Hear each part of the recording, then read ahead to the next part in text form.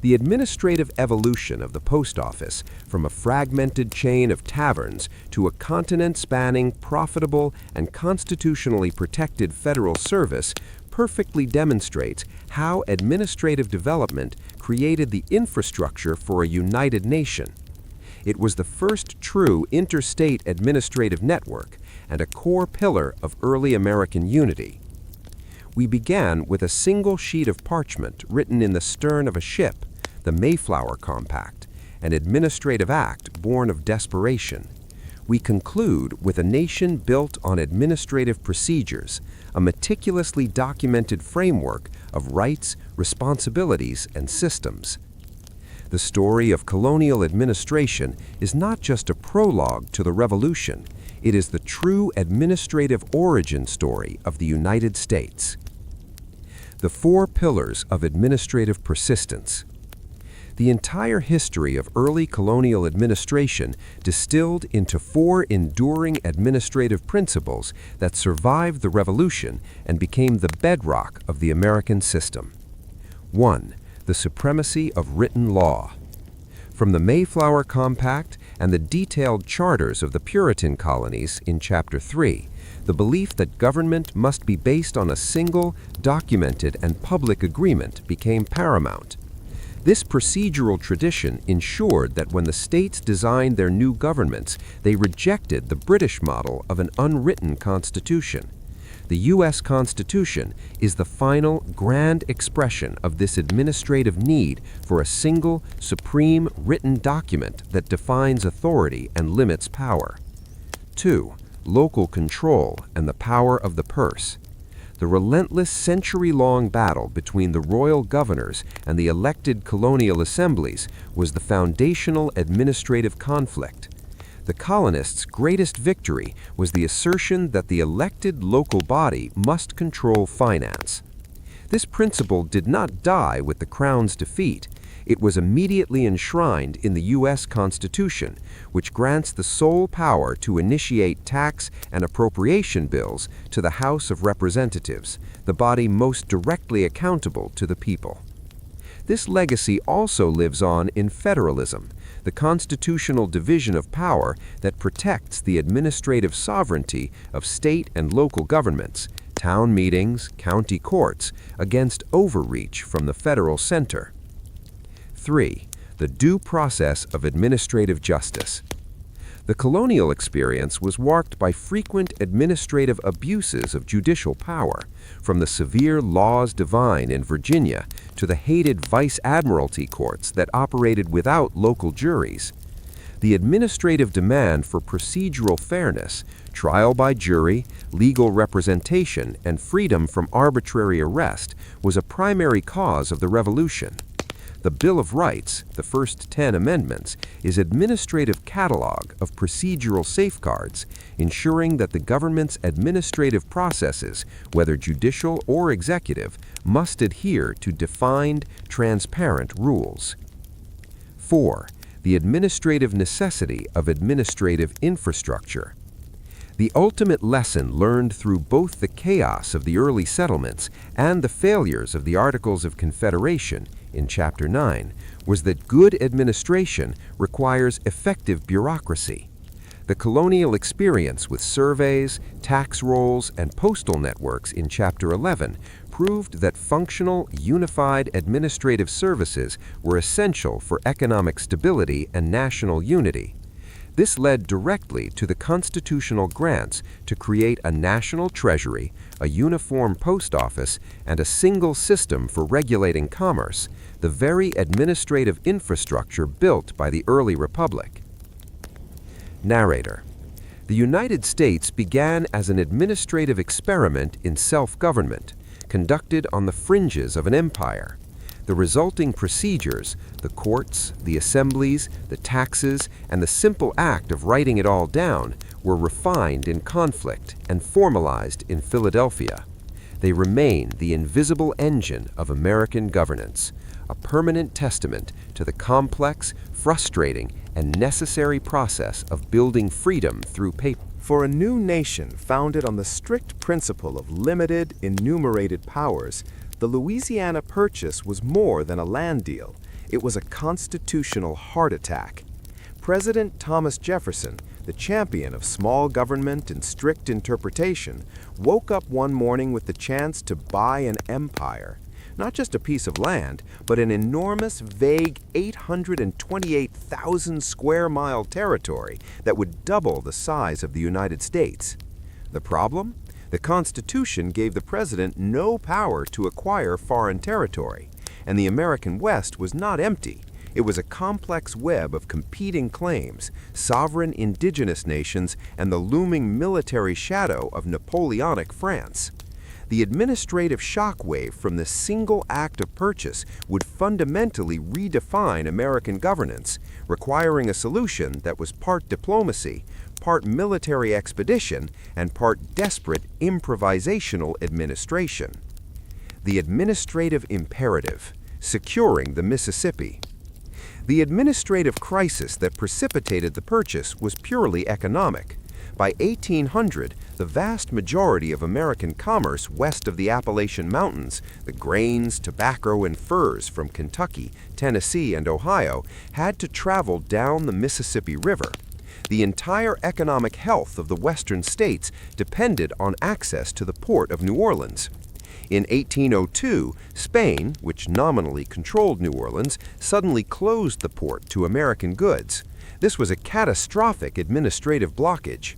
Western settlers immediately cried for war, demanding that the federal government secure their vital lifeline. Jefferson, knowing the U.S. Army was too weak to fight France, which had secretly acquired the territory from Spain, pursued a diplomatic administrative solution. He instructed U.S. Ministers Robert Livingston and James Monroe to negotiate the purchase of New Orleans and the Floridas for a maximum of $10 million. Napoleon's administrative pivot.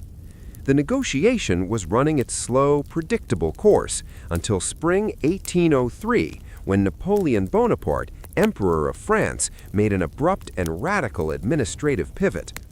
He had decided to give up on his plan for a large North American empire for 3 reasons. Haitian defeat, the brutal, costly slave rebellion in Haiti, Saint Domingo, had crushed his army and his ambitions in the Western Hemisphere. Impending war. He needed immediate cash to fund his looming war with Great Britain. And strategic denial. Selling the territory denied Great Britain the chance to seize it. In a stunning administrative reversal, the French negotiators offered to sell not just New Orleans, but the entire Louisiana territory for $15 million. The administrative dilemma and the constitutional strain. Livingston and Monroe were faced with an administrative decision of unprecedented scale. They had no time to consult Jefferson across the ocean, and the offer was far beyond their instructions. They had to choose between letting a historic opportunity vanish or exceeding their constitutional authority. They chose the latter, signing the treaty in April 1803. When the news reached Washington, Jefferson was ecstatic over the land, but tormented by the administrative process. The strict constructionist versus the pragmatic administrator. Jefferson believed the Constitution did not grant the federal government the power to acquire vast new territory, only to make boundary adjustments. He confessed the purchase was an act beyond the Constitution. The administrative compromise. Despite his reservations, the administrative and geopolitical benefit was too great to ignore. Jefferson quietly dropped his plans for a constitutional amendment, urging Congress to ratify the treaty immediately. The political necessity of securing the nation's future trumped his long-held administrative philosophy. The Senate quickly ratified the purchase. The administrative challenge now shifted from buying the land to governing, and most urgently, to knowing it. They had bought a continent based on vague maps and old French claims. To establish the new administrative boundaries, secure the territory, and collect the first empirical data on the vast interior, Jefferson immediately turned to a plan he had nurtured for years, a federally funded, military-led expedition. The purchase made the expedition an administrative necessity. The administrative act of buying Louisiana was done in a handshake in Paris. The administrative act of exploring it required 2 years of meticulous planning, scientific inventory, and military organization led by one man, Thomas Jefferson. For Jefferson, the expedition was the final administrative necessity of the purchase, transforming vague borders into hard, documented facts. The administrative cover, science as a shield.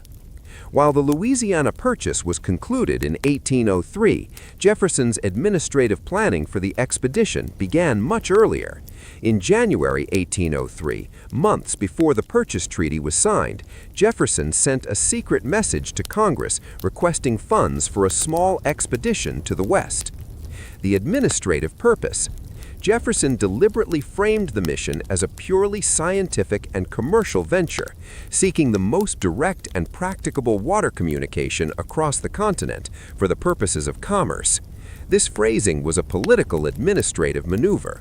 By focusing on trade, he could fund the expedition through congressional appropriation without revealing his deeper geopolitical aims, including establishing U.S. claim and surveying potential military outposts. The Congress's appropriation. Congress agreed to the administrative request, allocating a meager $2,500.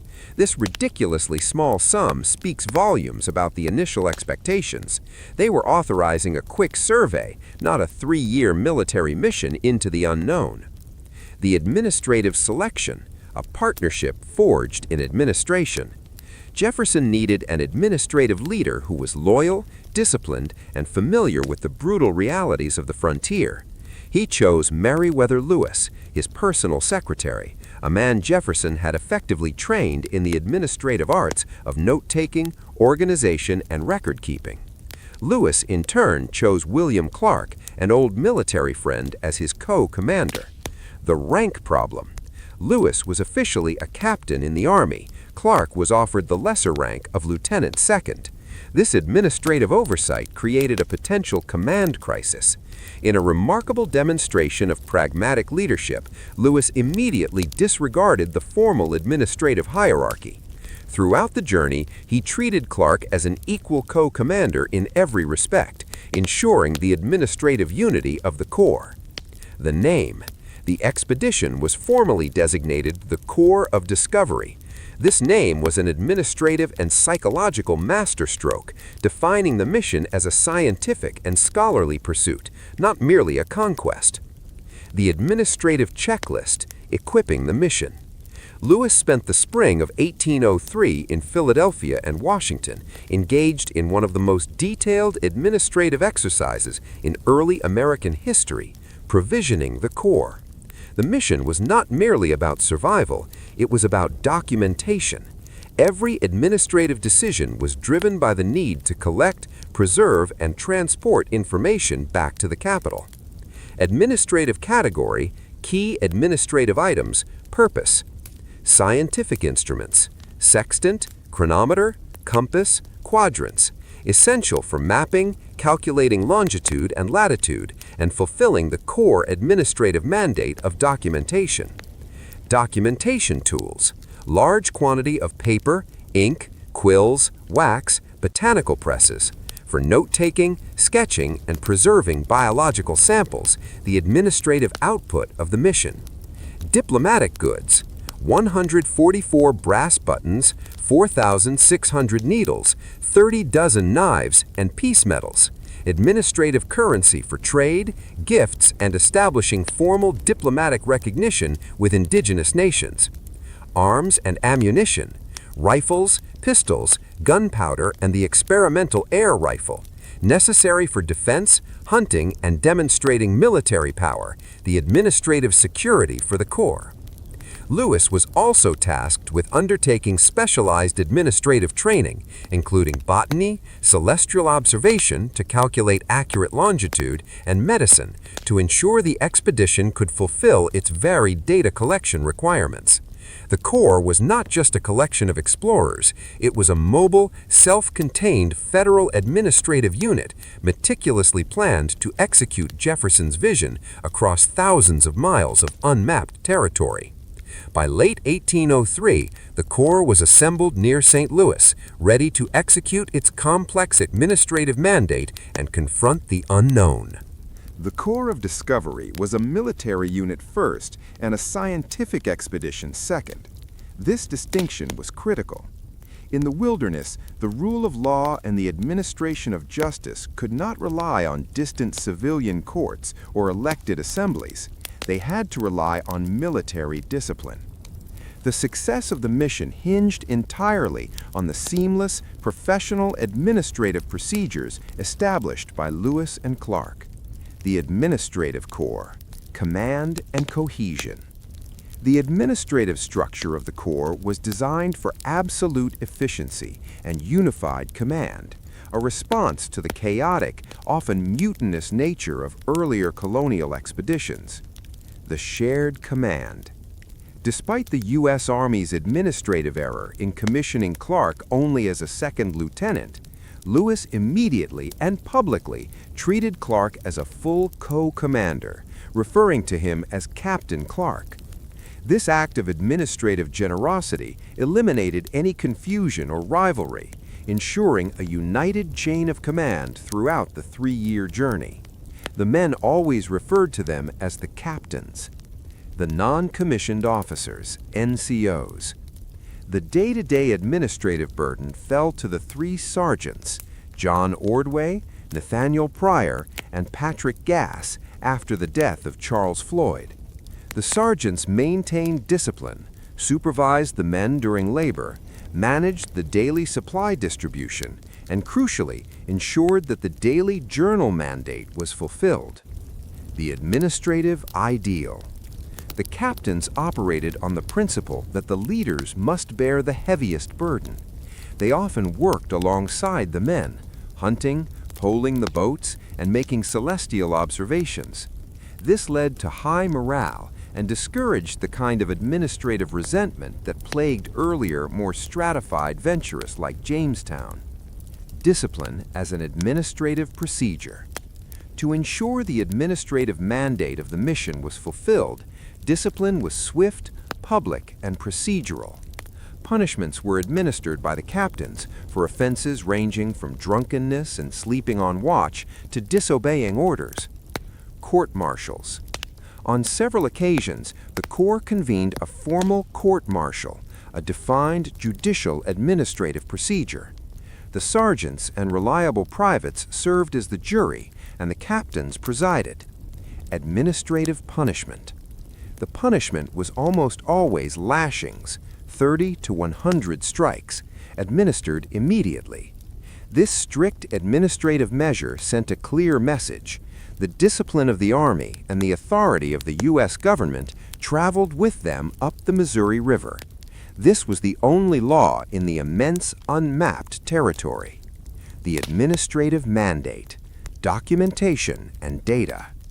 The core administrative function of the Corps was not finding the Pacific. It was collecting data for Thomas Jefferson. Every administrative aspect of the daily routine was geared toward documentation. The daily journal. This was the single most vital administrative procedure. Lewis and Clark required that multiple members of the Corps keep detailed daily journals, including not only the events of the day, but also weather, scientific observations, and geographic notes. This redundancy was an administrative safeguard against the loss of information. If one journal were lost, others would survive. Mapping. William Clark was the chief cartographer, his administrative task being to take the raw data, latitude readings from the sextant and distance measurements from the river's winding course, and translate it into the first empirical map of the American interior. Specimen collection. Lewis meticulously documented new species of flora and fauna, classifying them according to Linnaean taxonomy and preserving samples in presses and fluid. This was the direct execution of Jefferson's scientific administrative instructions. The administrative challenge of diplomacy. The administrative procedures for dealing with the sovereign indigenous nations encountered were also strictly planned. Jefferson's instructions emphasized diplomacy over conflict. The council. Every major meeting began with a formal council. The administrative procedure involved a formal speech calling the U.S. the Great Father, the exchange of gifts, Chapter 2, and a demonstration of military force, the air rifle, military drill. Making chiefs. To establish a clear administrative hierarchy for future trade, Lewis and Clark presented peace medals and printed certificates to certain chosen leaders. This was an attempt to impose a European administrative hierarchy based on centralized authority onto the highly decentralized, consensus-based systems of the Plains tribes. Chapter 4 will delve deeper into this conflict. By establishing a rigid, self-regulating military administrative structure, the Corps of Discovery transformed itself into a highly efficient administrative tool. They could survive, enforce order, and, most importantly, deliver the administrative data that would justify the purchase of Louisiana and establish the U.S. claim to the continent. The purchase of Louisiana was a transaction between France and the U.S. It was an administrative exercise that ignored the inconvenient truth. The land was already governed by dozens of sovereign nations. For the Corps of Discovery, the biggest administrative challenge was not the mountains or the rivers, but negotiating peace, trade, and passage through territories that belonged to others. The expedition was an administrative and diplomatic collision between two fundamentally different systems of governance. The administrative mandate, establishing amity. Jefferson's instructions to Lewis carried a heavy administrative burden regarding Native American diplomacy. The goal was to establish friendship and commerce, inform the tribes that they now had a new Great Father in Washington, and attempt to broker peace between warring tribes to facilitate future trade. The administrative protocol. Lewis and Clark were armed with specific protocols for these administrative councils. They would present the large Jefferson Peace Medals bearing Jefferson's image and smaller medals, blankets, uniforms, and flags. These gifts were intended not merely as trade goods, but administrative symbols of the new alliance and sovereignty. The administrative failure. The U.S. administrative system was based on centralized power, one president, one Congress. The captains struggled to understand that power among most Plains tribes was decentralized, shared among various bands, and influenced by consensus, not by a single hereditary chief. The medals and commissions they bestowed were often only recognized within the immediate band, or sometimes ignored completely when the expedition departed. The critical administrative test, the Teton Sioux. The most immediate and dangerous administrative confrontation occurred in September 1804 with the powerful Teton Sioux, Lakota. The Teton controlled the critical middle section of the Missouri River, effectively administering the movement of all goods and people. The conflict. The Teton challenged the Corps' authority to pass, demanding tolls and gifts. They were asserting their traditional administrative right to control their territory. The administrative stalemate. Lewis and Clark refused. To pay a toll would set a disastrous administrative precedent, acknowledging the Tetons' right to stop the United States. The situation nearly erupted into violence. Clark drew his sword, and the men prepared to fight. The administrative resolution. The confrontation ended in a tense, uneasy truce. The Corps passed, but they understood the clear message. The administrative writ of the United States did not yet run on the Missouri River. They had demonstrated force, but they had not established control. Administrative adaptability. Sacagawea and the Mandan. The Corps' administrative survival hinged on its ability to adapt to local governance and trade networks. The winter of 1804-1805 was spent near the large established administrative centers of the Mandan and Hidatsa villages in present-day North Dakota. the local administrative structure. These villages were crucial trade hubs, administering the exchange of goods between eastern tribes and western plains. Lewis and Clark built Fort Mandan nearby, essentially setting up a temporary U.S. administrative outpost within an existing indigenous administrative landscape. Administrative necessity, Sacagawea. It was here they met Sacagawea. As a Shoshone woman who had been captured and raised among the Hidatsa, she possessed an indispensable administrative asset, language and geographic knowledge. She and her French-Canadian husband, Toussaint Charbonneau, were hired as interpreters. Sacagawea's presence, particularly her ability to speak to the Shoshone, was the key administrative and diplomatic element that secured horses and guidance for the crucial western leg of the journey. Her very presence, carrying a baby, signaled the expedition was not a war party, aiding diplomatic access. By 18... For the first year, the Corps of Discovery operated with the administrative precision of a well-oiled military machine. But administrative planning, however meticulous, is only as effective as the environment allows. West of the Mandan villages, the administrative system faced its near-fatal test, the Rocky Mountains. Everything the Corps had relied on, the river, the boats, and the relative ease of communication, vanished. The administrative objective shifted from documentation to sheer survival. The administrative miscalculation, the geographic gap. Jefferson's instructions were based on the prevailing geographical theory that a single, navigable river would rise near the headwaters of the Missouri and connect directly, or via a short portage, to a river flowing to the Pacific. This was the Northwest Passage administrative fantasy. The reality? Upon reaching the Great Falls of the Missouri, the Corps realized the terrifying truth. They faced an 18-mile portage that took weeks of back-breaking, debilitating labor. Furthermore, the true height and breadth of the Rocky Mountains, the Continental Divide, were vastly underestimated. The expected short portage turned into hundreds of miles of brutal, high-altitude travel. Administrative consequence? The administrative clock was ticking. They were perilously close to the winter snows. The logistical collapse necessitated a rapid shift in administrative priorities. The need for food and transportation superseded the need for scientific documentation. The loss of the canoe. The specialized rivercraft, the administrative vessels that carried all their supplies, were now useless. They needed horses, which could only be obtained through diplomacy with the Shoshone. Sacagawea's administrative role.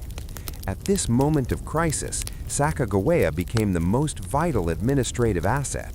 Upon reaching the headwaters of the Missouri, she recognized the chief of the Shoshone band, Kameahwait, as her long-lost brother. This family connection was the only administrative leverage the Corps had. The administrative success.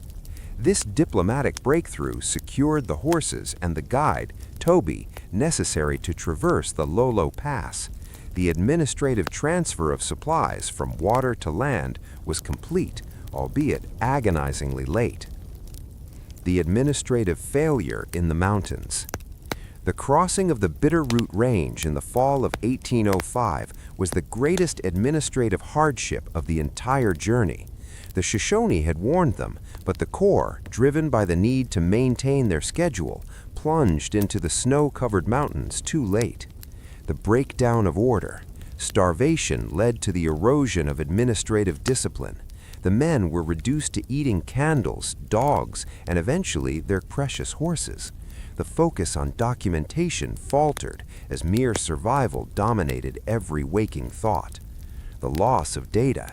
The intense cold and difficult terrain risked the loss of the mission's administrative output, the journals and specimens. Lewis and Clark took extreme measures to ensure the preservation of their records, the core administrative proof of their success, even at the expense of comfort and personal safety. Upon emerging from the mountains, near death, the Corps finally reached the Clearwater River in what is now Idaho. They secured the administrative help of the Nez Perce people, who saved them from starvation and taught them how to make new canoes. The experience proved that administrative procedure must be balanced with adaptation. The bureaucratic rigor of the Army was what got them to the mountains, but it was the diplomacy of a local woman, Sacagawea, and the knowledge of sovereign tribes, the Shoshone and Nez Perce, that got them through them. They had survived, and the Pacific lay ahead, offering a chance to re-establish administrative order and complete their mission. Reaching the Pacific Ocean in November 1805 was a geographic triumph, but it posed new administrative dilemmas.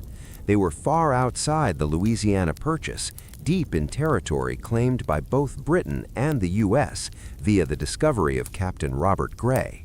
The administrative task now was not just survival, but establishing proof of presence and safely returning the evidence of their journey. The Pacific Coast was not the end of the mission.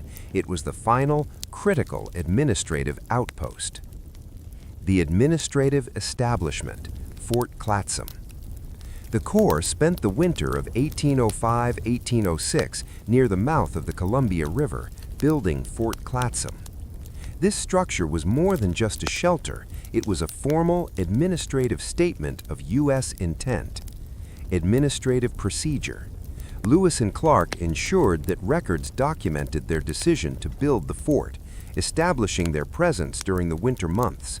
They carved inscriptions and left documents declaring U.S. claims to the region. This was the first administrative act of the U.S. government on the Pacific Coast. Administrative documentation. Despite the cold and wet, the captains maintained their relentless focus on administrative documentation. They recorded intricate details of the Chinook and Clatsop tribes, meticulously documenting their fishing techniques, language, and customs. They knew that the ethnographic data was as important as the geographic data to Jefferson's administrative goals. The administrative voting precedent. Before choosing the site for their winter camp, the captains convened a formal council. This moment established a crucial administrative precedent for democracy in the U.S. The vote, Lewis and Clark asked every member of the Corps, including Private York, Clark's enslaved man, and Sacagawea, a woman and an indigenous person, to vote on which side of the river to build the fort. The administrative significance. While the ultimate decision rested with the captains, consulting the entire Corps, regardless of race or gender, was a radical departure from the rigid military and administrative hierarchies of the time. It was an administrative affirmation of the democratic principles they nominally represented. Securing the data, the administrative safekeeping. The return journey, covering thousands of miles, was the most dangerous phase for the administrative output of the mission. If the men died, the data had to live. Administrative redundancy. Lewis and Clark ensured that they created multiple identical copies of the most critical documents, the journals, the maps, and the tables of latitude and longitude. They packed these into separate waterproof containers, often made of hide, and assigned them to different groups of men. This was an administrative fail-safe designed to maximize the chances of at least one complete set reaching Washington. Sending copies by sea. Recognizing the risk of the overland route, they entrusted a copy of their most important documents, along with a few maps and specimens, to the captain of a visiting merchant ship, hoping it would reach Washington sooner via the Pacific and the Atlantic. This parallel administrative approach was a testament to their focus on preserving the data. The final administrative split, maximizing information. On the return journey, Lewis and Clark took a bold administrative risk to maximize their geographical knowledge. Administrative division. They split the Corps into two groups at the Lolo Pass.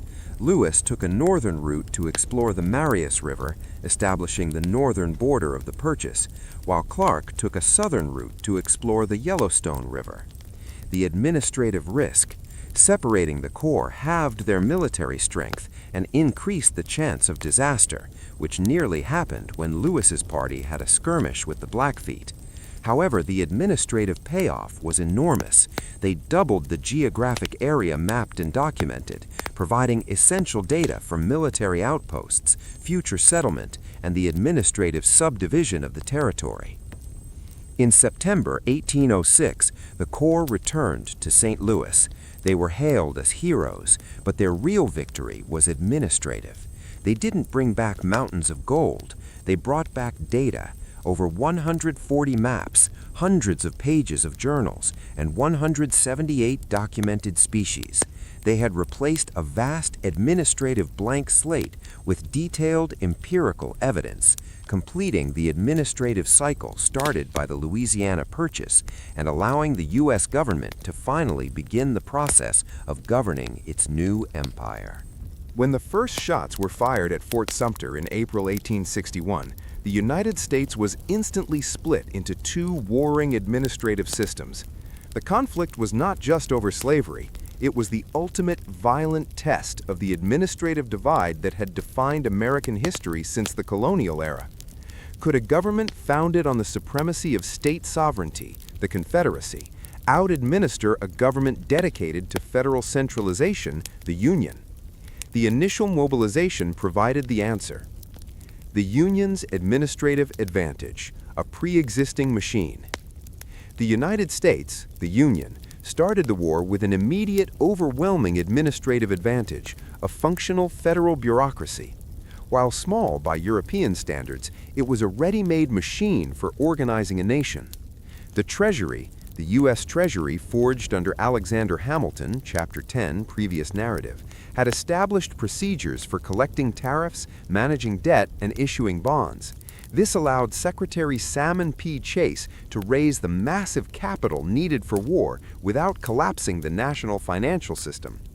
The Post Office, the massive nationwide network of the Post Office, Chapter 11, previous narrative, immediately became a crucial tool for military communication, troop transport, and maintaining civilian morale across the North. The War Department, although small and inefficient at first, had established procedures for purchasing supplies, maintaining inventory, even if outdated, and managing the small regular army. President Abraham Lincoln immediately used the power of the federal executive. He bypassed Congress to issue emergency administrative orders, calling up 75,000 state militia, expanding the regular army, and spending millions of dollars, actions he justified as necessary to preserve the administrative structure of the Union. The Confederacy's administrative burden, sovereignty first. The Confederate States of America, CSA, had to build a government from scratch. Their founding principle, states' rights, became their most debilitating administrative burden. No pre-existing structures. The Confederacy had no treasury, no functioning administrative customs system, and no central army structure. They had to create cabinets, print currency, establish diplomatic codes, and define administrative jurisdictions, all while mobilizing for war. Administrative friction.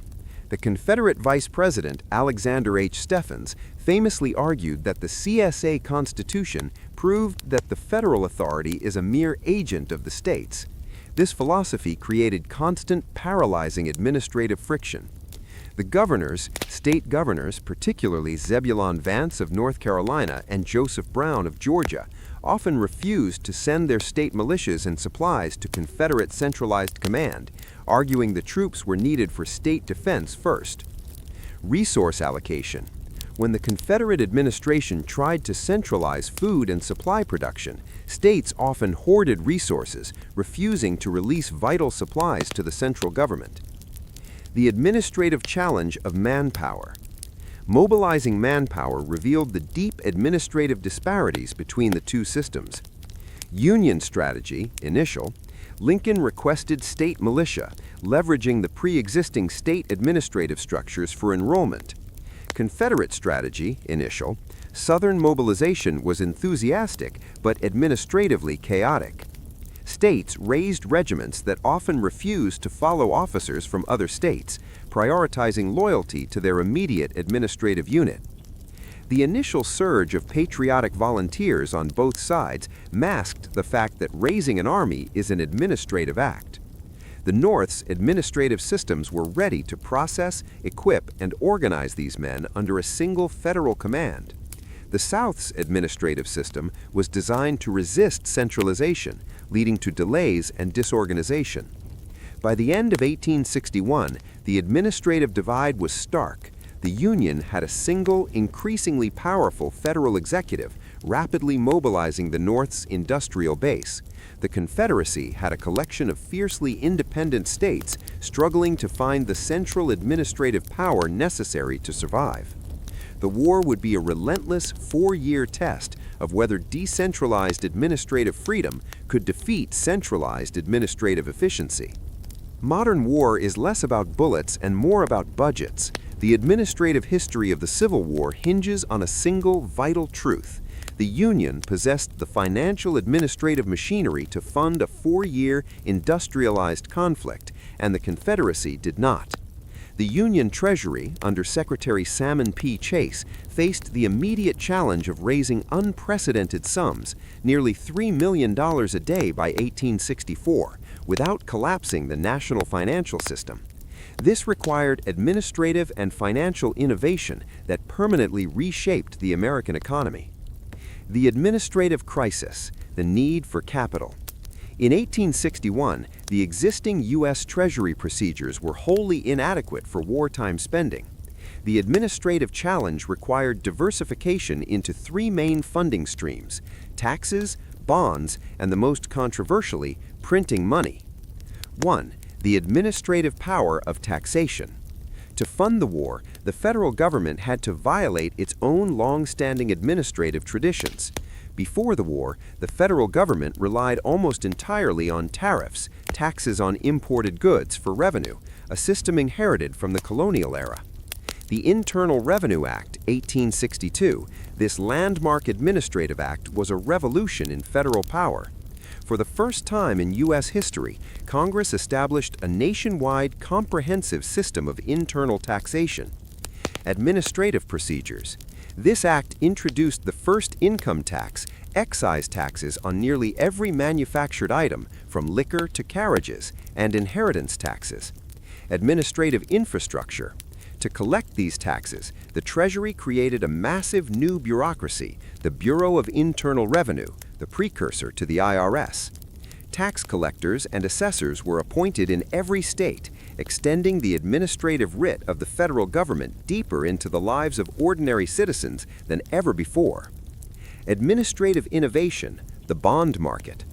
The largest source of Union funding came from bonds, borrowing money from the public. The administrative genius here was shifting from selling bonds only to large banks and wealthy financiers to selling them directly to the common citizen. J. Cook, the administrative maestro. The Treasury hired private banker J. Cook, who used sophisticated administrative marketing techniques, including traveling agents and massive advertising campaigns, to sell the bonds in small denominations.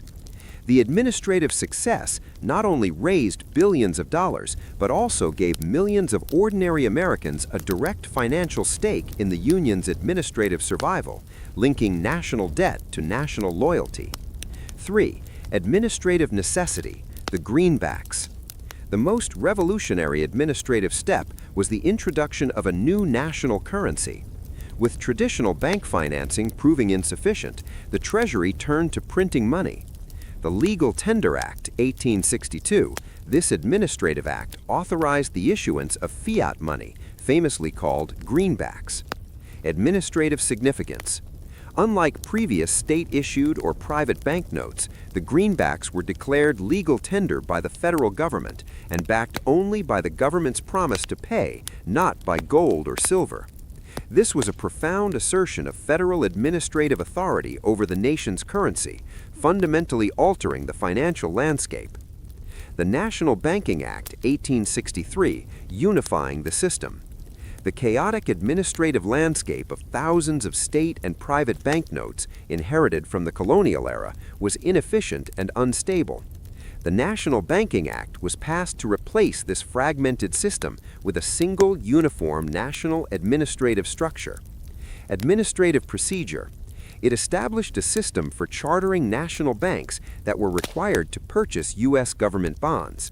These national banks could then issue banknotes backed by those federal bonds. The administrative effect. By taxing state banknotes out of existence, the Union created a single, standardized national currency and established the federal administrative government as the permanent, ultimate regulator of American finance, a centralization of administrative power that fully completed the vision of Alexander Hamilton decades earlier. The administrative procedures put in place by the Union were not temporary wartime measures, they were permanent foundations. They transformed the U.S. from a decentralized republic with a weak federal center into a powerful, centralized nation capable of financing the industrial age, proving that superior administrative machinery was the decisive factor in the Civil War. The sheer scale of the Civil War dwarfed all previous American conflicts. Mobilizing over 2 million men was only the first step. The true administrative test was supplying them every day for 4 years with millions of pounds of food, uniforms, ammunition, and medicine. This required the U.S. government to become the largest industrial, administrative, and logistical enterprise in the world, creating a centralized system of procurement and distribution that transformed the American economy. 1. The administrative challenge of procurement. The Union's administrative machine relied on the North's vast industrial base, but the process of converting factory capacity into military readiness was complex and often plagued by corruption. Contract system. The War Department's administrative procedure was to rely heavily on private industrial contracts. At the beginning of the war, this system was chaotic. Contractors often sold shoddy goods, paper-soled shoes, rotten meat at inflated prices. Administrative reform. The scandal forced a key administrative reform: centralization and standardization. The federal administrative apparatus shifted from simply issuing contracts to establishing federal inspection bureaus and creating centralized specification standards for everything from the size of a rifle bore to the weight of a blanket. This administrative centralization reduced fraud and dramatically improved the quality and uniformity of supplies delivered to the troops. 2. The Quartermaster Department, the administrative heart of Union logistics. The administrative heart of Union logistics was the Quartermaster Department, led by Montgomery C. Meigs. Meigs was a genius of administrative organization, transforming a small, sleepy office into a massive logistical empire that employed thousands of civilian clerks, buyers, and supervisors. Administrative scope. The Quartermaster Department was responsible for clothing, feeding, housing, and transporting the entire Army. Meigs centralized the purchase of all wagons, horses, and uniforms, ensuring consistent sizing and quality. Administrative output. By war's end, Meigs' department had spent over $1.5 billion and managed vast supply depots, proving that a federal bureaucracy could manage industrial-scale logistics with efficiency that the Confederacy could never match. 3. The administrative supremacy of the railroad. The Civil War was the first railroad war, and the Union leveraged its superior administrative control over transportation to devastating effect. The problem. At the war's outset, railroads were private, operating on different gauges or track widths and lacking coordinated schedules. This was an administrative nightmare for troop and supply movement. The administrative solution. Lincoln created the United States Military Railroad Army, USMRR. Administrative control. This new federal body seized administrative control of key railroad lines, standardized procedures, imposed a uniform gauge on captured Southern lines, and centralized scheduling. Administrative impact.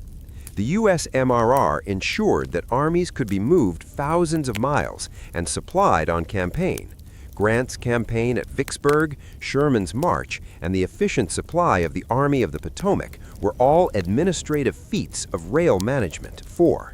The administrative role of the Sanitary Commission. While the quartermaster handled physical supplies, the U.S. Sanitary Commission managed the crucial administrative challenge of health and soldier welfare. Administrative genesis. Founded by civilian volunteers, the commission was eventually chartered by the federal government. It created a parallel administrative network focused on preventing disease and improving camp conditions, issues the Army's medical administration was ill-equipped to handle. Administrative procedures. The commission raised millions in funds, organized massive amounts of donated supplies, food, bandages, clothing, and established complex administrative systems for field hospitals, hospital ships, and convalescent homes.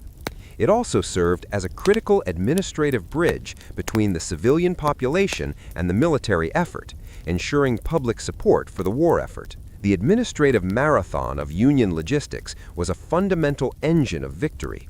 It required the centralization of financial power, the standardization of industrial output, and the administrative coordination of massive transportation networks, a feat of bureaucratic management that permanently cemented the role of a powerful, capable federal administrative state in American life. The Confederacy fought the Civil War under a fundamental administrative contradiction.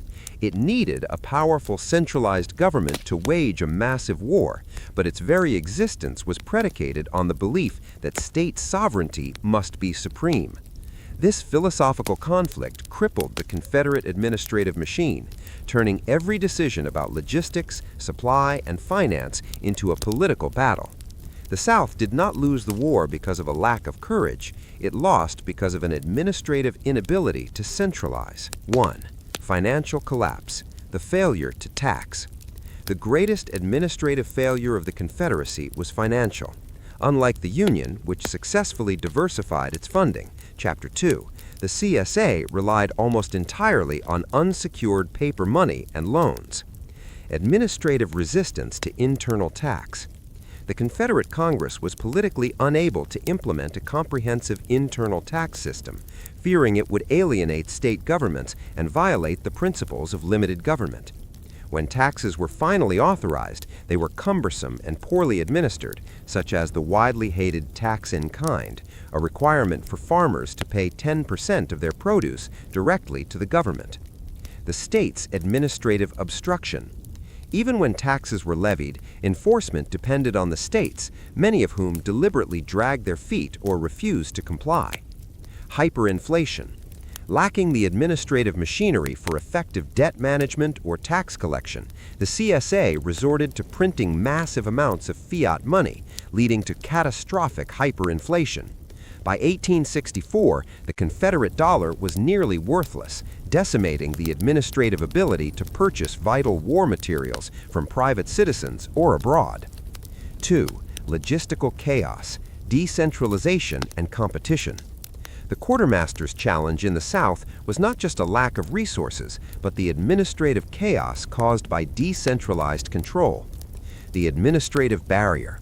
State governors, particularly those in large, resource-rich states like Georgia, prioritized the defense of their own states and the supply of their own troops over the needs of the central Confederate Quartermaster Department. They often retained superior equipment and refused to release critical supplies like shoes and blankets to the central Confederate Quartermaster. Competitive procurement. Instead of establishing centralized administrative purchasing, like the Union's MEGs, Chapter 3, multiple competing Confederate agencies, the Quartermaster, the Ordnance Bureau, the Commissary, often bid against each other for scarce goods. This drove up prices for the Confederate government and created bottlenecks in distribution. 3. The conscription crisis, administrative overreach. As volunteer numbers dried up, the Confederacy was forced into the very administrative centralization it despised, military conscription. The administrative shock. In April 1962, the CSA passed the first conscription act in American history, requiring all white males between 18 and 35 to serve. This was a radical administrative assertion of central power. states' rights backlash. The act triggered immediate administrative and legal backlash. The most potent opposition came from state courts, which issued writs of habeas corpus to free conscripted men, asserting that the state, not the central government, had final authority over its citizens. Administrative failure. The implementation was riddled with loopholes and administrative resistance, such as the 20 Negro Law, which exempted one overseer for every 20 slaves, breeding class resentment and undermining the morale of the common soldier, further complicating administrative compliance. 4. Rail and industrial collapse. Lack of central administrative maintenance. The South's rail network, vital for transporting food and troops, began to fail due to a lack of central administrative maintenance. Administrative priority failure. The Confederacy failed to create a centralized administrative body like the Union's USMRR, Chapter 3. States and private rail companies prioritized civilian use over military transport. The result: without central administrative direction, the railroads could not coordinate repairs, replace worn-out track due to lack of iron, or standardize schedules. By the final year of the war, the administrative movement of food and supplies became agonizingly slow, contributing directly to the starvation and desertion in the Confederate armies. The Confederacy's administrative failure was an inherent structural weakness. The administrative principles that founded the nation, decentralization and the supremacy of the state, were antithetical to the demands of modern total war. The Union's administrative flexibility and willingness to centralize necessary power proved to be its decisive strategic advantage. Abraham Lincoln believed the ultimate administrative duty of the president was to preserve the Union. To meet the unprecedented administrative and military challenge of the Civil War, Lincoln systematically expanded the power of the federal executive branch far beyond anything imagined by the Founding Fathers. This was the birth of the modern, powerful American presidency, achieved not through constitutional amendment, but through a series of bold administrative acts taken out of sheer necessity. 1. The administrative justification, emergency powers. When the war began, Lincoln took several dramatic administrative actions without congressional approval, citing the extraordinary emergency. Suspension of habeas corpus. Lincoln unilaterally suspended the writ of habeas corpus in various parts of the country, allowing military officials to administratively detain suspected Confederate sympathizers and secessionists without charge. The administrative conflict. When Chief Justice Roger B. Taney issued a ruling declaring this unconstitutional, Lincoln simply ignored the judicial branch, asserting that the president, in a rebellion, held the administrative authority to suspend the procedural safeguards of law to protect the existence of the government itself. The Emancipation Proclamation, 1863. This landmark act was primarily an administrative military order, not a legislative or moral decree. Lincoln, acting as commander-in-chief, justified freeing slaves in rebellious territories as a fit and necessary war measure. It fundamentally changed the administrative purpose of the war, tying Union victory directly to the administrative end of slavery. 2. Administrative expansion, the creation of new agencies. To manage the logistics and sheer manpower demands, the War Department's civilian expansion grew from a tiny cadre of clerks to a massive administrative machine managing complex contracts, recruitment, and supply lines. The administrative burden was eased by the increasing use of telegraphy, a new technology that Lincoln leveraged to centralize command and control of distant armies, acting as the nation's first telegraphic president. The administrative role of the Provost Marshal General. As the war dragged on and voluntary enlistments dried up, the administrative burden of conscription fell to the newly created office of the Provost Marshal General. Administrative procedure. This office administered the first federal draft conscription in U.S. history. Its mandate was to create enrollment districts, manage complex quotas, enforce the draft, and suppress draft riots. This administrative extension of federal authority was met with violent resistance, notably in New York City, demonstrating the friction created by centralized administrative power. 3. Judicial and legislative administrative cooperation. While Lincoln expanded the executive, the legislative branch cooperated by creating the legal administrative framework for a consolidated nation. The Land Grant College Act, Morrill Act, 1862. This act created a system of federally funded colleges, expanding the federal administrative role into education and resource distribution. The Homestead Act, 1862. This act was a massive administrative undertaking, granting 160 acres of surveyed public land to any citizen willing to settle it. This administrative policy was designed to tie the loyalty of Western settlers to the Union and promote settlement in the territories. The Pacific Railway Act, 1862. This act provided massive federal land grants and loans to construct the first transcontinental railroad. This act was not merely a transportation bill, it was a grand administrative strategy to bind the Union geographically, economically, and militarily. The Civil War did not just preserve the Union, it radically redefined its administrative nature. Lincoln proved that the federal government was not just an administrative compact of states, but a powerful, centralized national entity capable of decisive action and massive administrative mobilization.